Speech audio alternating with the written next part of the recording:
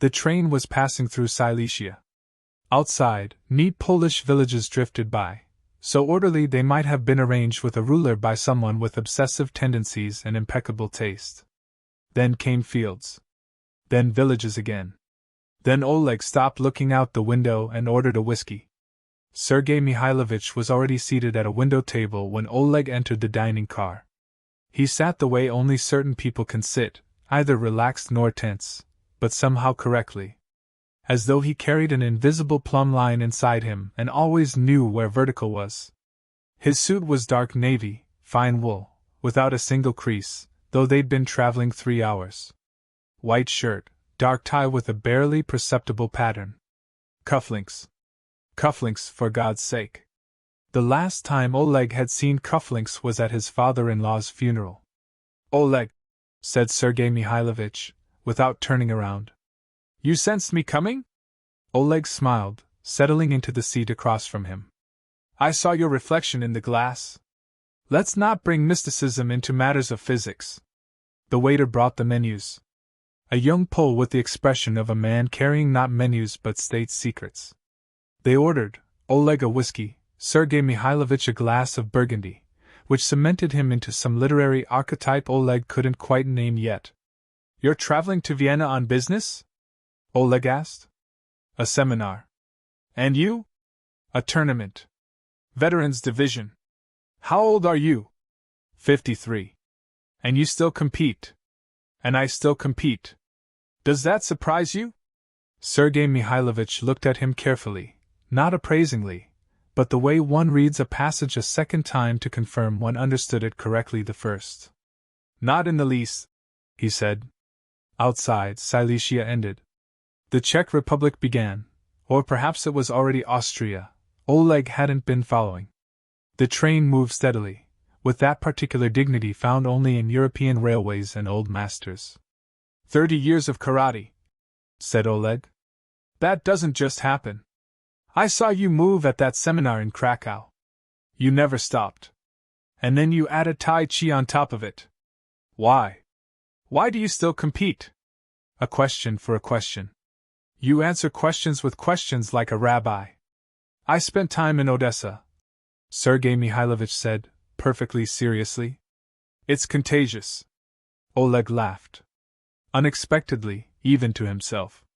"All right. I compete because—" He turned his glass slowly.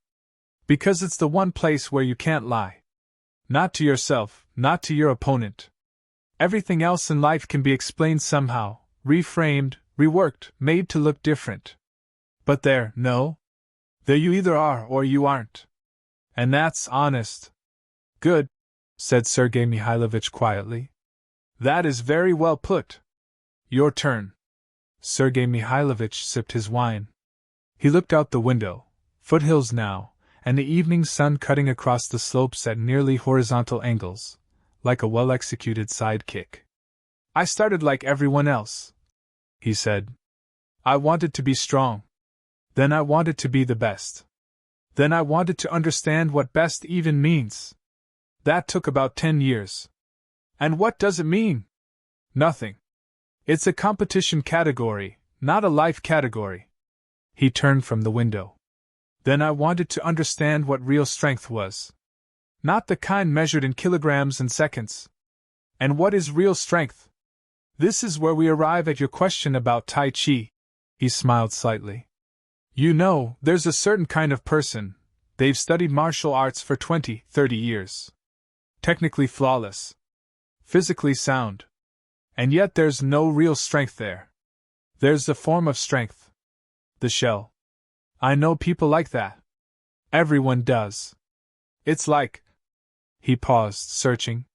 "Like an expensive instrument in the hands of someone who cannot hear music. They play correctly, but it isn't music." Oleg watched him. Outside, a small castle flashed past on a hillside, utterly unremarkable in these parts, utterly impossible anywhere else. "And Tai Chi, is that where you found the music?" "Tai Chi is where I understood I'd been looking in the wrong place. Or not only in the right one."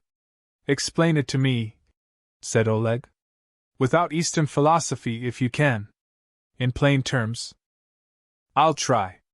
Sergei Mihailovich leaned forward slightly, barely perceptibly, but Oleg felt the conversation shift into another register. Karate is a great thing. It teaches you to gather yourself, to concentrate, to focus, to deliver. Explosion. Point. Result. It's a powerful model. It works. But it's about action. And Tai Chi is about what? About being. A pause. The train shuddered gently over a switch. The difference, Sergei Mihailovich continued, is like the difference between a man who can be brave when the moment demands it, and a man who is brave, constantly, simply, as a matter of fact. The first is a hero of the situation. The second is just that kind of person. Do you follow? I follow, Oleg said slowly. But I'm not ready to accept it yet. Good. You shouldn't accept it on faith. The waiter brought something to eat. Small open sandwiches with salmon, very European, very low in calories, entirely wrong for the conversation. They both looked at them with identical expressions. Here's what genuinely surprises me about you, said Oleg. 30 years of karate, and you never abandoned it. And you don't say that you've found the real thing and everything else is beside the point. I've met people like that. They discover some system and it begins. This is the only truth, the rest is child's play. You don't say that. Because it's foolish. Many people do it anyway. Many people are foolish, agreed Sergei Mihailovich, without the faintest trace of condescension, simply stating a fact. Karate gave me a foundation. Without it, Tai Chi would have been nothing more than gymnastics for retirees. With it, it's a tool I can use, because I understand why. One without the other is half a thing. And together? Together, it's the conversation we're having right now. He opened his hands in a small, precise gesture. Two practitioners on a train between Warsaw and Vienna, who between them have spent 50 years trying to understand one and the same thing. And what is that one thing? How to be. A pause. Simply how to be. Not to appear. Not to prove. Not to prepare. To be, already ready, already oneself, already in one's strength, always. Oleg finished his whiskey. He looked out at the window, dark now, and saw the whole dining car reflected in the glass. Both of them, the glass of Burgundy, the little salmon sandwiches that neither of them had touched. You said strengthening the spirit, said Oleg, when we first met at the seminar. I decided at the time it was a fine turn of phrase. And now? Now I think you meant exactly what you said. No metaphor. Exactly what I said, confirmed Sergei Mihailovich. Spirit isn't an abstraction. It's something concrete.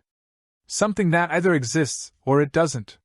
Something that keeps you upright, not physically but existentially, offered Sergei Mihailovich. Have you read Camus? Camus, and Yamamoto Tsunetomo, and Bernstein's Biomechanics? One needn't choose. Oleg laughed again, for the second time that evening. For him, that was quite a lot. The train began to slow. Vienna was approaching, first as lights on the horizon, then as suburbs, then as platforms, people, luggage, the whole ordinary bustling world that knows nothing of conversations in dining cars. One final question, said Oleg. The real one. What you actually do it for. Not health, not technique, not philosophy. Why? Sergei Mihailovich fastened the top button of his jacket, a small movement, but as final as a signature on a document. Do you know the joke about the dentist? He asked. The sadist? The sadist. I know it. Well, it's the same with us. He stood and straightened his tie. All the proper answers are genuine. Health, spirit, understanding, tradition, all of it true. But at the very end, beneath all of it, lives a small honest answer. The one you'd be embarrassed to say aloud, but which is the real engine. And what is it? Sergei Mihailovich looked at him, calmly, without smiling, but with something in his eyes that Oleg had seen in very few people.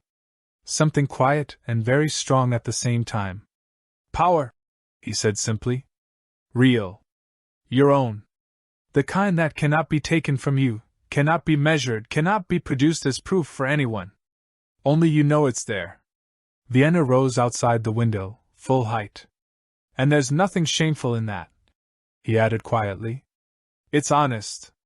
People simply aren't always told the truth straight away. They parted on the platform, Sergei Mikhailovich to the right, Oleg to the left. Vienna's station was magnificent and indifferent, as all truly great things are.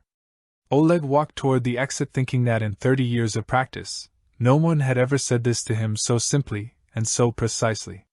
One evening. One train. Two people who had spent their whole lives seeking the same thing by different roads, and had met exactly halfway, between Warsaw and Vienna, over a glass of wine and untouched salmon sandwiches. Outside the taxi window, the Ringstrasse was already flowing past. Oleg watched it and thought about the tournament tomorrow, and about the fact that he wasn't going there for a medal. That had been clear for a long time. But now, at last, he understood why.